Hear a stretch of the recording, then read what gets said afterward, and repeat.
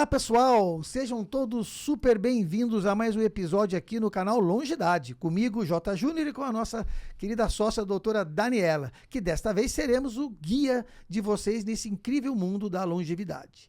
E hoje, qual é o tema que vai prender a nossa atenção? A gente vai se aprofundar num tema que é o câncer de próstata. Estamos ansiosos para poder explorar e entender esse tema, né? E também responder algumas perguntas que a gente tem. Uma delas é do tipo, afinal de contas, eu preciso fazer o exame de toque? Como você pode ver, esse episódio está imperdível. Mas antes de seguirmos, né, para a apresentação dos nossos convidados, eu quero fazer 2 avisos super importantes. O primeiro deles é, se você ainda não fez, inscreva-se no nosso canal e clique no sininho. Isso vai garantir que você não perca nenhum dos nossos episódios cheios de conteúdo valioso. E tão importante quanto isso, que você siga a gente nas nossas redes sociais. Diariamente a gente compartilha uma variedade de conteúdos e informações essenciais para os longevos. É uma ótima maneira de você ficar por dentro de tudo que acontece por aqui e ampliar ainda mais o seu conhecimento sobre como ter uma vida mais longa e com maior qualidade de vida. E agora, sem mais delongas, é hora da gente apresentar o nosso ilustre convidado. Aqui comigo hoje está o Dr. Willy Bacaglini. Doutor, seja muito bem-vindo, obrigado por atender o nosso convite e, por favor, traga um pouco das suas credenciais para a gente. Boa, primeiramente, obrigado pelo convite, né, vocês, aí, parabéns pelo projeto, né, agradeço a Dani aí pelo gentil convite. E, bem, eu sou médico, né, sou urologista, eu tenho enfoque na área de oncologia, né, então eu sou uro-oncologista, atual titular da oncologia no Hospital Israelita Albert Einstein, em São Paulo, assim como nos hospitais da Beneficência Portuguesa de São Paulo e no Hospital da HCOR, como titular da oncologia como uro-oncologista. E sou também doutorando pela Faculdade de Medicina da ABC. Acho que é isso. Parabéns, belo currículo, doutor. Muito obrigado por você estar compartilhando aí o seu conhecimento com a gente. Então, eu acho que a gente pode começar com uma pergunta bem direta, né? O que é o câncer de próstata e por que ele é tão comum entre homens mais velhos? Bom, o câncer de próstata, ele é uma, né, como o próprio nome diz, né, é uma doença maligna, né? É a doença maligna mais comum de nós homens, se a gente não considerar as lesões de pele, né? São esses tumorzinhos relacionados, né, também à exposição ao sol. E é uma doença que está relacionada à idade, né? Então, quanto mais velhos nós formos, né? Quanto mais a gente atingir a idade ali a partir dos 60, 70 anos, maior a chance de a gente vir a ser diagnosticado.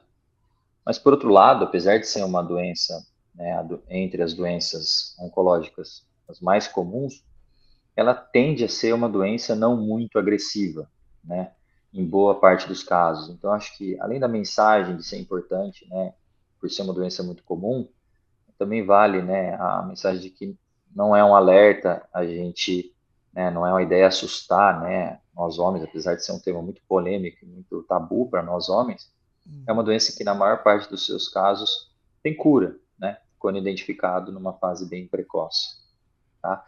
E por que está relacionada a ser mais velho? É uma questão do próprio tecido da próstata, né? Então, quanto mais tempo, mais exposição, né, a mutações que possam acontecer naquele tecido, né, maior chance de você vir a desenvolver. Existem algumas estimativas de que todos os homens aos 100 anos teriam câncer de próstata, né? Só basta a gente viver para isso, né? Só que, por outro lado, um câncer de próstata aos 100 anos deixa de ser importante, porque se a gente está falando de uma doença lenta, né, que vai trazer algum prejuízo no espaço de tempo de 15 anos, a gente não vai se preocupar aos 115 anos ter algum problema com esse diagnóstico, né? Legal. Você falou aí nesse tempo, você falou na prevenção, e aí, inevitavelmente, vem a pergunta sobre o rastreamento precoce, né? Do câncer de próstata. Qual que é essa importância? No que ela ajuda? Bom, se a gente pegar a história da oncologia como um todo, né, não só falando de câncer de próstata, a gente vai chegar na conclusão de que a melhor forma da gente vencer o câncer é a prevenção e a segunda forma é a detecção precoce, né? Já diria o mestre Papa Nicolau, né, que com o seu conhecimento salvou muitas vidas, né, de pacientes com câncer de colo de útero, quando ele propôs a ideia de você fazer o primeiro diagnóstico de uma lesão que a gente chama pré-maligna, né? Ou seja, você nem tem câncer ainda, mas você já está propondo um tratamento para evitar que aquela pessoa desenvolva o câncer. E o segundo aspecto é a detecção precoce, porque a gente sabe, né, como eu coloquei, o câncer de próstata, na sua maior parte das vezes, mais de, né, 90% dos casos, são doenças lentas, né, doenças preguiçosas, né, doenças que a gente tem uma taxa de cura muito alta, né? E aí vem a importância de você fazer a detecção precoce. Então, hoje, seja o rastreio, seja a detecção precoce, né?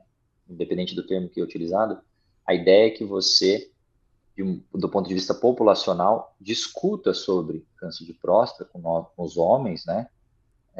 E tente identificar quais são esses homens que têm o risco de vir a ser diagnosticado e, consequentemente, seja detectado numa fase bem inicial. Então, bem, né, resumida, né, a partir dos 50 anos, a gente recomenda que o homem discuta com o seu urologista sobre a detecção precoce de câncer de próstata, e aqueles que têm um antecedente familiar, né, um pai, um avô, um irmão, com câncer de próstata, ou história de câncer de mama também, né, entre as mulheres importante, né, ou qualquer histórico, né, de câncer muito importante na família, que venha começar a falar sobre isso a partir dos 40, 45 anos. E falar sobre isso não quer dizer que vai iniciar o exame de toque ou qualquer tipo de investigação mais invasiva, mas é conversar sobre isso com o seu médico urologista. Lembrando que o urologista, ele não é só um médico do homem, não é só um médico de câncer de próstata, é um médico que boa parte das vezes acompanha, né, toda a saúde do homem. Legal. E é importante a gente lembrar, né, Eli? A gente tem aí, falando também nessa parte, a gente tem o diagnóstico precoce e a gente tem a parte dos fatores de risco. Quando a gente fala assim para o fator de risco, por exemplo, eu não tenho o câncer, eu quero me prevenir. O que é importante para a saúde do homem se ele quer prevenir que ele desenvolva um câncer de próstata? Boa, Dani. Essa é eu diria que na oncologia a gente tem duas ansiedades, né, de uma maneira geral, né, para quem é diagnosticado, né. O que eu poderia ter feito para evitar e o que eu fiz de errado para ter, né? Exato. E acho que o primeiro ponto, hoje, a gente não tem nenhum caminho que garanta que a gente vai diminuir o risco de você vir a ser diagnosticado com câncer de próstata. Ou seja, se eu fizer isso, eu não vou ter câncer de próstata, ou vai diminuir o risco. Em contrapartida, a gente sabe que, seja câncer de próstata ou qualquer outra doença, o câncer muitas vezes está relacionado a outras doenças, né? A gente fala o termo metabólico, né? Um termo meio genérico, né?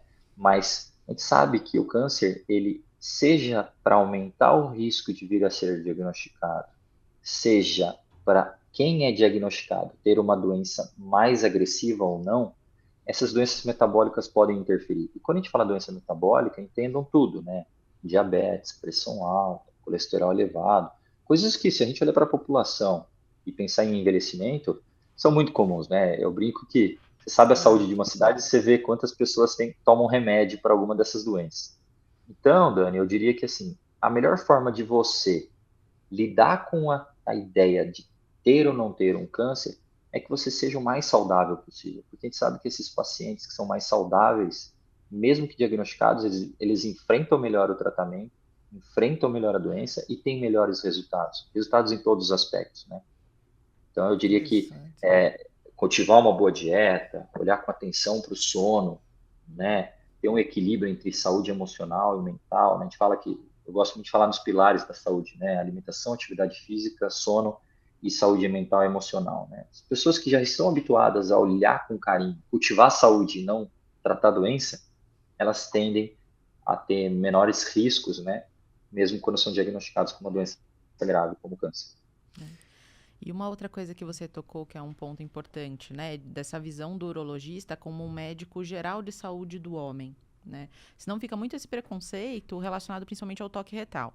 Ah, eu vou no urologista, ele vai fazer o toque retal, tipo, Deus me livre, nem vou aparecer lá. E aí, senão você fica muito ligado com essa visão que o diagnóstico do câncer de próstata, ele é relacionado exclusivamente ao toque retal.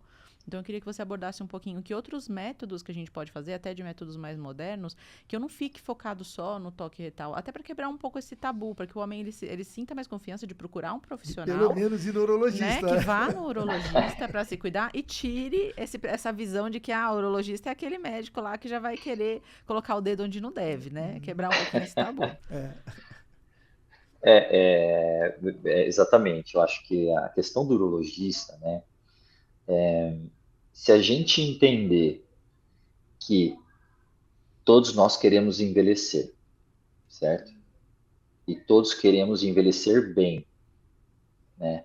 Partindo desse pressuposto, eu costumo brincar, né, no ambiente de consultório, que ir no médico é igual fazer revisão do seu carro. Você não espera seu carro quebrar para você ir consertar. Você quer saber se ele está tudo bem, né? Eu até tive uma pergunta de um parente próximo, né, que precisava fazer um cateterismo, né? E ele tem a formatura da filha, né? E ele perguntou se ele fazia antes ou depois. Eu falei assim: se seu carro tivesse capengando, você quer usar o seu carro para essa viagem com a revisão, com o conserto feito antes ou depois, né? Então, voltando nessa questão, né, eu penso que o ambiente do urologista, né, como outros médicos que têm esse cuidado continuado, igual o ginecologista, né, que tem para a mulher, é um ambiente de conversa, é um ambiente de tirar dúvidas, né? A gente não fala sobre sexualidade do homem, a gente não fala sobre higiene íntima, né? Quantos homens que têm, às vezes, curiosidade sobre como faz a higiene genital, né? Sobre doença sexualmente transmissível, né? Sobre conversas que são muito tabu entre nós homens, né? Outra questão, né? A mulher começa a sua vida sexual, a mãe leva no ginecologista, né? O homem começa, o menino começa a sua vida sexual. Quantos pais que levam no urologista para falar sobre Nem educação sabem que o filho começou a vida sexual. Nem Exato. sabem, não Então, conversa sobre isso, né? nem é um ambiente, né? Então, assim, eu vejo muito o urologista, e a gente teve a campanha, se eu não me engano, há uns 4, 5 anos atrás, né? Sobre do Vem pro Uro, pro menino, né? O menino vem pro Uro, que é uma campanha da Sociedade Brasileira de Urologia, para trazer o adolescente menino para o urologista. Então, a gente não está falando mais do homem com 50 anos. Ah, eu preciso começar a fazer o toque aos 50 ou aos 40. Enfim, não, a gente está falando de educação e saúde. Né? A gente está falando de doenças sexualmente transmissíveis, de dúvidas que às vezes têm impacto na saúde emocional e sexual do homem. Né? Então, e eu acho um privilégio, né, para nós urologistas que lidam também com pacientes com câncer, né, a gente está falando de câncer de próstata, é porque o urologista ele tem o privilégio de viver muitas vezes o câncer do paciente e não o câncer. Então ele sabe como é que é a vida sexual desse homem, ele sabe como é que é o dia a dia dele, né? Ele não sabe só da doença, ele sabe o que vai significar o impacto na família desse paciente, no dia a dia dele, na parte profissional dele. E isso é um privilégio, né? Porque você acaba conhecendo toda uma intimidade muito grande. Quanto à questão do exame, né, Dani, para não deixar de cumprir com a sua pergunta, o exame de toque ele tem uma importância técnica, eu diria, clínica, e uma importância social. Eu explico isso. A importância clínica é porque é um método barato, reprodutível. Então, se a gente falar, tem exames que substituem o toque? Tem sim. A ressonância magnética de próstata substitui o toque se ela for muito bem feita. Tá bom. Quantas cidades no Brasil hoje têm acesso a uma ressonância muito bem feita com um radiologista que consegue fazer essa análise? Então, assim, do ponto de vista técnico, a gente consegue substituir o toque. E muitas vezes a gente faz isso. Né? Eu faço isso. Talvez outros colegas me critiquem por isso, mas eu faço isso. Só que quantas pessoas têm acesso a um exame como esse? Então, do ponto de vista populacional e social, o toque ainda é um exame fundamental, né? Saindo do centro de São Paulo, saindo dos centros, né, da região sudeste, por exemplo, e sul, a gente sabe que boa parte das pessoas não tem acesso a um ultrassom. Então, o exame de toque ele persiste como um exame fundamental, inócuo, né? Tirando a questão emocional e tudo mais, mas Sim. não tem nenhum prejuízo biológico para o homem, né? Então eu diria que é um exame ainda muito importante, mas sim, a gente tem alternativas, né? Quando elas sejam, desde que sejam bem indicadas. Quando você diz, esse assunto me interessa, É. quando você diz, né, que são alternativas, o que você está querendo dizer é, num primeiro momento, nesse rastreamento, nesse início aí, vamos dizer assim, não necessariamente precisa ser o toque. O PSA, por exemplo, resolve, ele detecta tanto quanto, ou ele indica alguma coisa que pode falar, olha, vamos fazer o toque para validar. A exemplo do ultrassom, por exemplo, né? É dessa forma, quer dizer, se eu vou no meu médico, né? E eu falo, olha, ele fez o meu PSA lá, mandou fazer o PSA. Ele falou, tá ok, tá ok. Em termos de prevenir, Excelente detectar, pergunta, mas infelizmente a resposta, ou, né, independente, sim, mas a resposta é não. Na tá. verdade, quando a gente usa o PSA, a gente está usando uma taxa de detecção na ordem de 60%.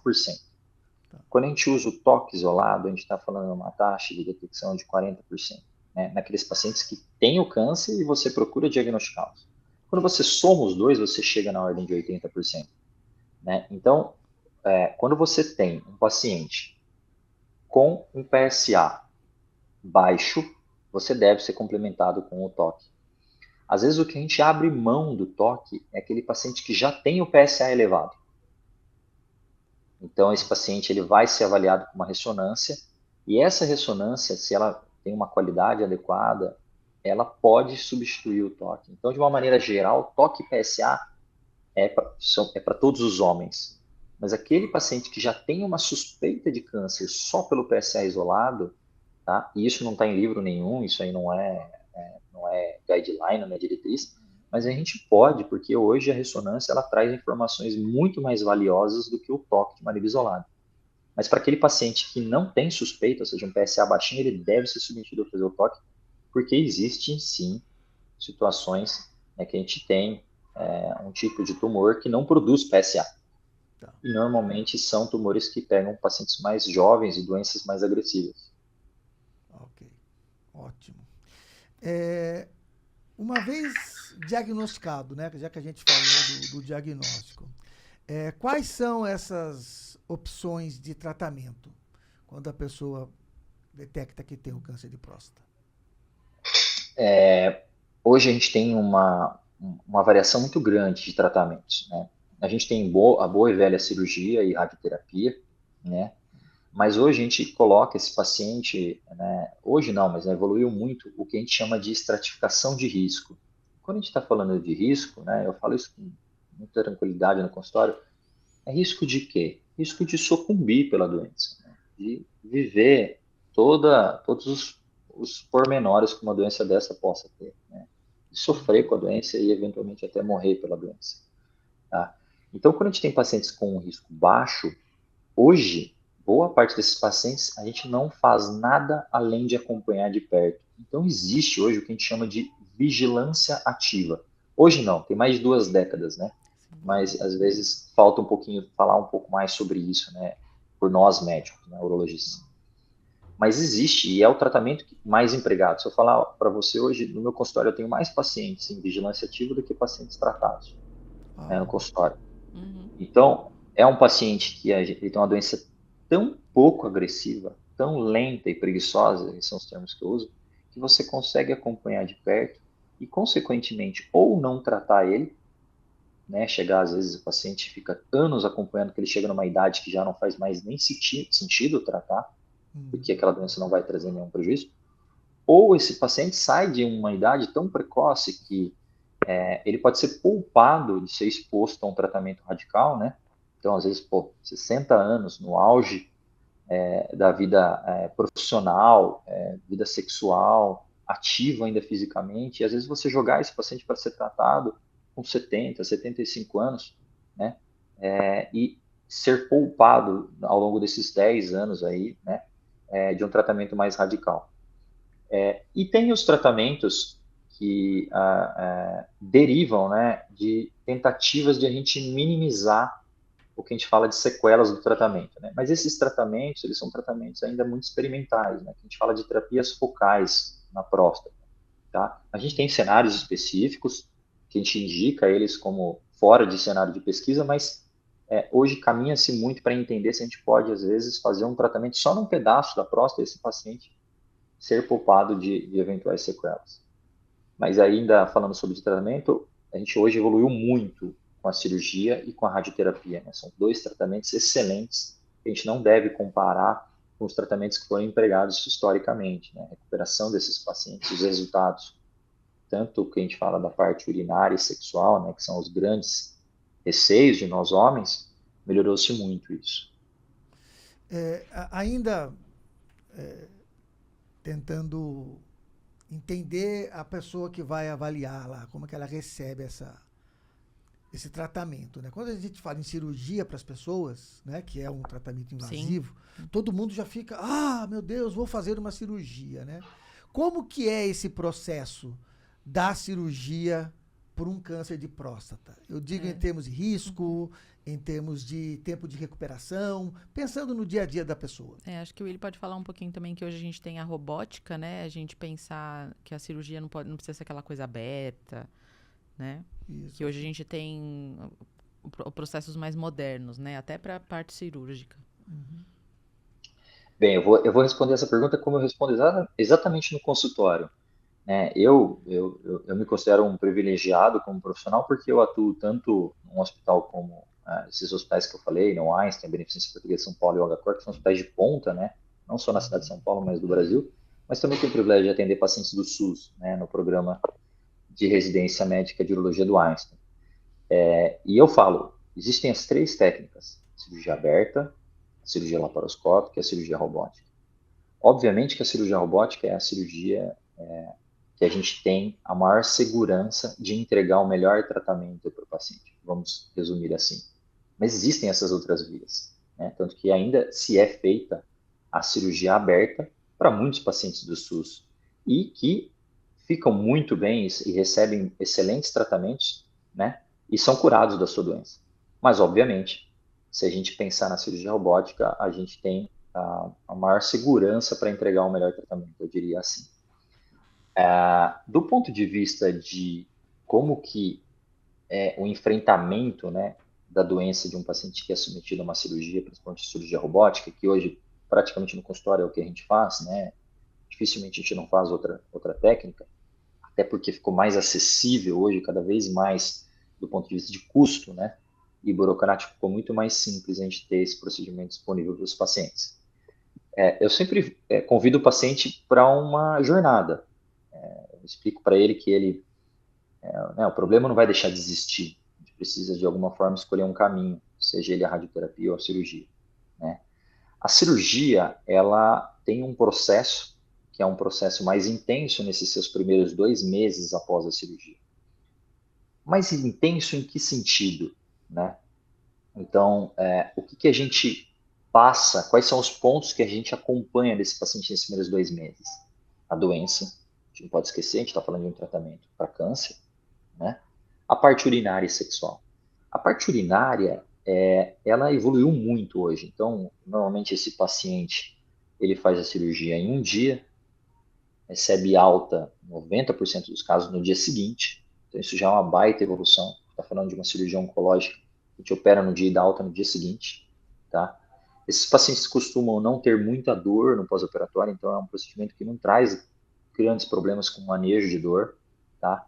Boa parte desses pacientes vão no retorno, no consultório, dentro de 5 a 7 dias, às vezes desacompanhado. Então, a gente está falando de um paciente oncológico, às vezes com seus 65, 70 anos, sem acompanhante.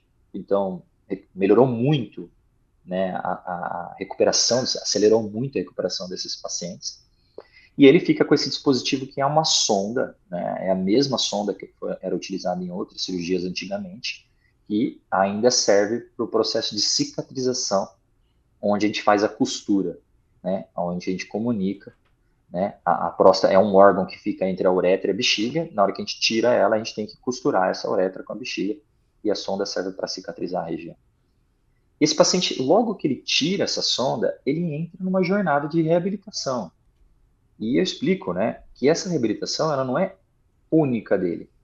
Para mim, eu como urologista, é para todos os pacientes. Então, todos os pacientes passam por um processo de reabilitação.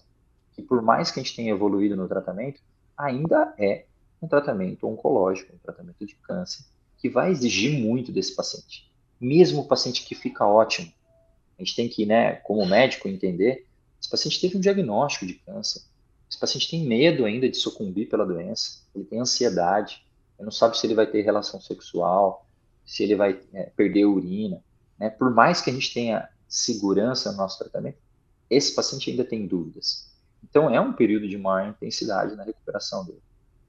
Depois desse período de retirada da sonda, eu coloco normalmente esse paciente em um programa de reabilitação urinária, que normalmente é acompanhado de uma fisioterapeuta pélvica, de minha confiança. Essa é uma subespecialidade fantástica da fisioterapia, é uma profissional que é fundamental para quem faz esse tipo de procedimento no consultório, né? Que muda a recuperação, acelera a recuperação desses pacientes. Eles ficam secos mais rápido, apesar de hoje a gente tira a sonda e boa parte deles não terem mais incontinência, ou seja, a gente está falando de 7 dias após a cirurgia, você tira a sonda, eles já estão secos, elas ainda assim são fundamentais para trazer consciência para esse homem de uma parte do corpo que nós não temos consciência, né? Se eu falar para vocês, contrai o bíceps, eu sempre faço essa brincadeira, contrai o quadríceps, todo mundo sabe. Agora, contrai o assoalho pélvico. Doutor, eu não sei nem onde fica isso, entendeu?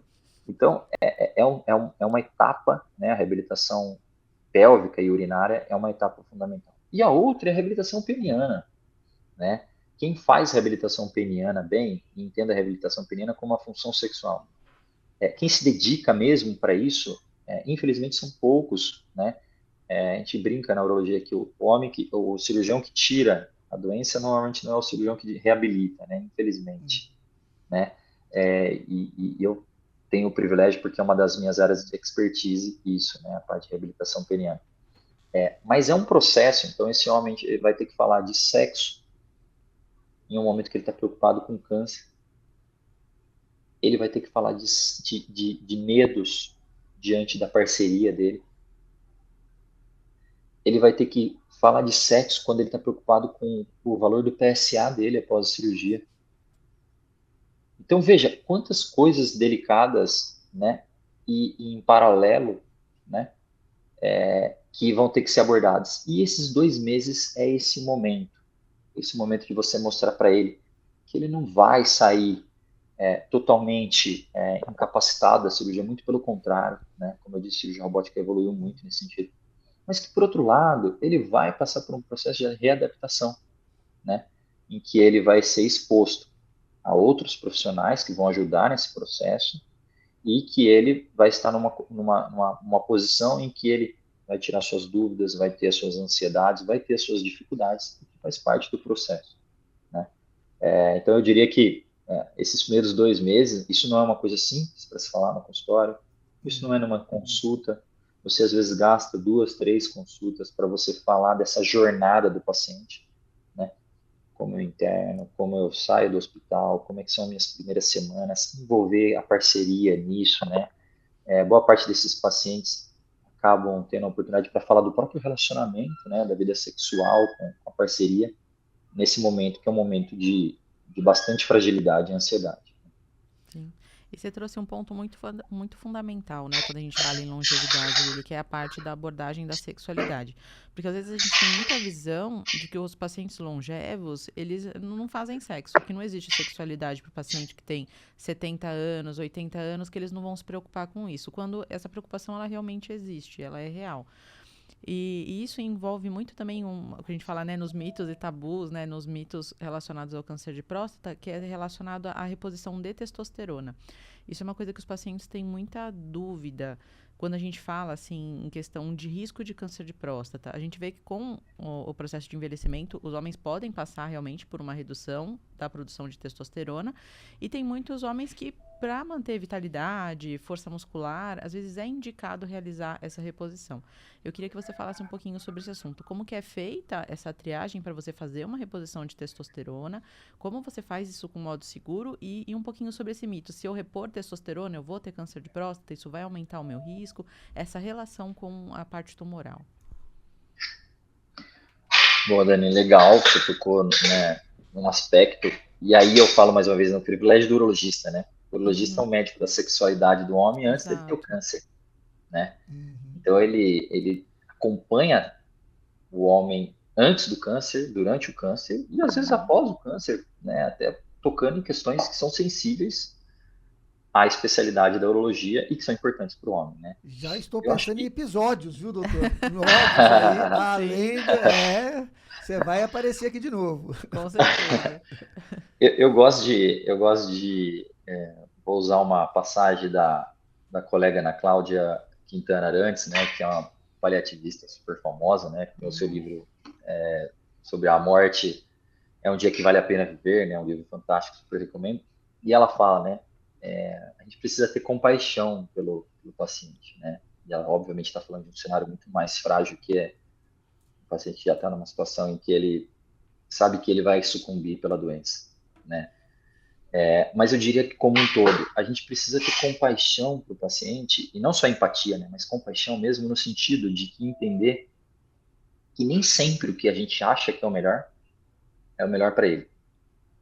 Se a gente não tiver essa sensibilidade, a gente vai sempre ter um distanciamento entre o que é o desejo do paciente e o que ele realmente precisa, e o que a gente oferece para ele. Né? E quando a gente fala de sexualidade, a gente já tem trabalho, já tem literatura, por exemplo, Dani, que se você reabilita um paciente da função sexual dele e ele vai bem, ótimo. Se você não reabilita e, e não faz nada, ele tem um cenário. Agora, o pior paciente é aquele que você reabilita e não funciona. Então, expor um paciente à reabilitação da função sexual sem ele ter interesse, às vezes você faz mais mal do que bem. Uhum. E, poxa, como é que você decide isso? Você decide isso conhecendo o seu paciente, Exato. sabendo que é a parceria, se Como que abordar ele o é assunto, homossexual, né? se ele é heterossexual, Uhum. como é que é essa vida sexual dele, como é se ele é solteiro. Eu tenho homens que outro dia eu operei um paciente e ele é casado durante 30 anos e agora solteiro, e eu falando para ele sobre o estímulo sexual. Muitos desses pacientes às vezes têm que se masturbar, tem que ter o uso bomba vácuo, outros dispositivos para estimular, né, ele sexualmente, e era contra a religião dele. Como é que você toca nisso se você não conhece bem esse homem? Né? Uhum. Então, falar seja na reabilitação ou de qualquer momento de sexualidade, você tem que saber, você tem que conhecer o paciente e detalhes muito íntimos dele, né? Assim como vem, às vezes, a esposa mesmo e fala que no consultório, junto do paciente, fala, não, a gente já começou a se masturbar após a cirurgia, né? De detalhes muito íntimos, né? Então, você tem que conhecer muito bem esse homem, tá?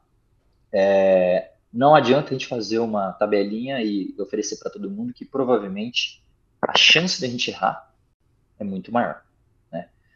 Agora, sobre a testosterona, né? Eu vou dividir em dois aspectos: o paciente com câncer de próstata e o paciente sem câncer de próstata. O paciente com câncer de próstata, a resposta é mais simples.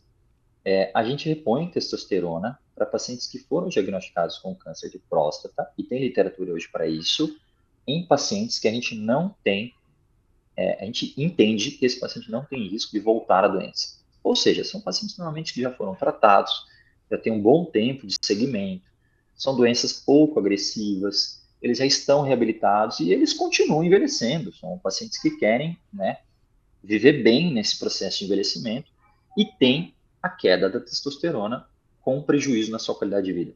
Esses pacientes, ou seja, sem evidência e expectativa de retorno da sua doença, uma doença bem controlada, a gente pode repor sem problema nenhum, certo? Pacientes sem câncer de próstata. Eu vou repor testosterona e eu tenho medo se isso pode ou não desenvolver câncer. Bem, o primeiro aspecto a gente não tem nenhuma literatura que fale que se você repor testosterona, você aumenta o risco de vir a ter câncer de próstata. Por outro lado, isso é uma temática que não diz a oncologia, não diz o câncer de próstata. A gente vive uma crise do uso abusivo de testosterona, né? Isso é uma crise de saúde, né? Assim como a gente teve a crise do uso de opioides e morfina nos Estados Unidos, de metanfetamina e por mais, hoje a gente vive uma crise, né, como sociedade no Brasil, no uso sem indicação de testosterona. As Até para suas mulher, mais né? A diversas gente está falando E de outros homem, hormônios até aí, para né? mulher, Tá cheio de cápsulas. chip da beleza, eu passo implante. Isso, gelzinho, chip da beleza, implante, exatamente. a falta de informação pelo profissional, o perigo que é, né? Eu atendo vários desses pacientes, né, após o uso indevido, falando, não, mas foi meu médico que indicou, né? Infelizmente, a gente cai numa situação de ver colegas fazendo as mais atrocidades, né? Então, eu me sinto muito confortável em falar isso, mas médico é como qualquer outro profissional.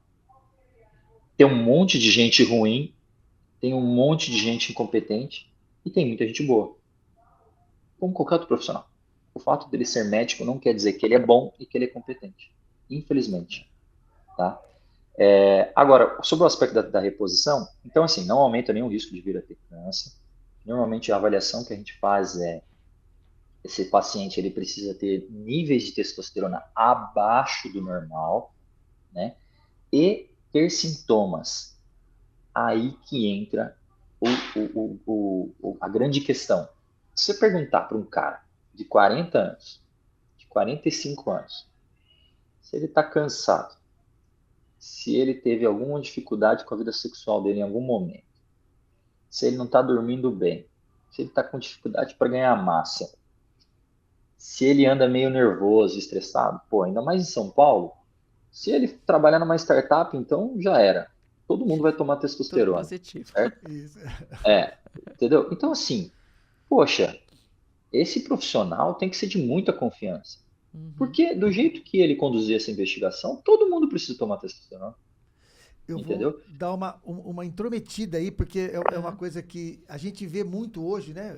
Rede social, ela manda conteúdo para você de acordo exato. com o teu perfil. Você está falando isso, acho que faz um mês mais ou menos. O que eu tenho recebido de Reels, né, no Uhum. Instagram, falando meu videozinho do jeito que você falou. Você tá cansado o tempo todo, indisposto pela manhã, não tá dormindo direito. Cara, é assim, o lado comercial, né? E eu sou da área de marketing, mas Sim. enfim, usando isso, quer dizer, ele pega esse recorte para aí, vai lá e E oferece estimular a você a repor solução rápida. testosterona. Uhum. Exatamente.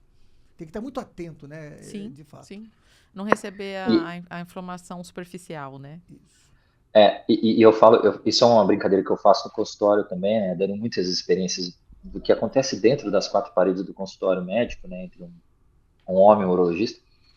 E eu brinco, eu falo assim, olha, se eu te der testosterona, você vai querer me dar um carro, você vai querer me dar uma casa, você vai querer ser meu melhor amigo, você vai querer conhecer minha família. E aí que está a questão. Isso é a maior deslealdade possível que você pode fazer. Porque você naturalmente vai gerar um impacto que no primeiro momento vai parecer positivo para aquele paciente, só que os prejuízos, eles vêm a médio e longo prazo. E quem pega esses prejuízos nunca é o médico que prescreveu a testosterona. Uhum. Então fica longe do radar dele, fica longe da consciência desse médico, entendeu? Então, a indicação precisa da testosterona, né? E hoje a gente vive os atalhos, né? A gente precisa de remédio para dormir, remédio para ter relação sexual, remédio para emagrecer, remédio para comer, remédio para pensar, né? E agora a testosterona é a solução, né? Esses caminhos normalmente eles não são caminhos sustentáveis, não são caminhos para você se envelhecer de maneira saudável, né? Para você chegar numa vida, uma idade mais avançada, bem. Normalmente esses pacientes eles sofrem quando está muito longe do uso da testosterona. A gente vê hoje risco de infertilidade. Esses pacientes fazem atrofia do testículo se você desliga sua fábrica e você quer usar ela depois de 5 anos sem ela funcionar, você acha que vai acontecer o quê com ela? Tá enferrujada, né? Vai estar enferrujada, ou no mínimo vai estar enferrujada se ela não produzir mais, né? Eu brinco que quando você dá testosterona, eu falo isso também no consultório. Imagine que você chega na sua empresa e fala assim, ó, todo mundo está de férias. Por quanto tempo, chefe? Indeterminado. 1 ano, 2 anos. Agora você chega na segunda-feira, abre as portas da sua empresa e fala assim, ó, bora todo mundo trabalhar. O que você acha que vai acontecer com esse trabalho? Com a qualidade desse trabalho?